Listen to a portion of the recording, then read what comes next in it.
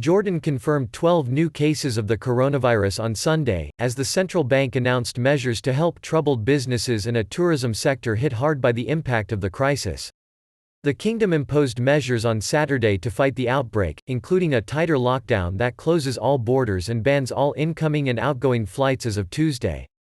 Jordanian officials say the unprecedented measures, which also include closing schools and banning daily prayers in mosques, were taken as the epidemic is spreading fast in neighboring Egypt, Syria and Iraq. The government has kept borders open for commercial cargo and has assured people hoarding food that the country has a stockpile of commodities and essential goods that would last 6 months.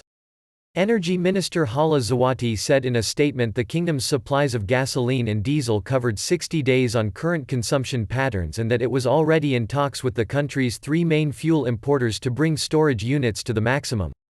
Central Bank Governor Zaid Fariz told Reuters that Jordan's commercial banks were also asked to delay payments of loan installments by companies and to allow the rescheduling of retail loans to ease losses by businesses and help individual borrowers. L8N2B80ZA Fariz said the moves aimed at preserving financial and fiscal stability of the country by extending support for the country's hard-hit economic sectors that were beginning to show cash flow and liquidity problems as a result of the drop in business. What is needed is to preserve the health of these companies to be able to continue with their production and business activity, he added.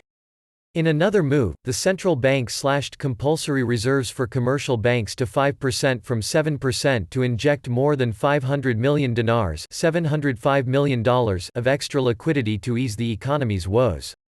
The move was the first in nearly a decade, he added. Officials are worried the crisis that has hit the thriving tourism sector, which generates around $5 billion annually, will slash growth projections and deepen an economic downturn. The tourism sector is one of the most important sectors that have been affected directly and negatively after a period of continued growth, Fariz said.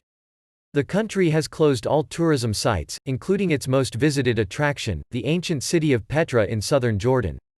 Thousands of foreign tourists have left the country in the past few days and hotels' occupancy rates have fallen dramatically.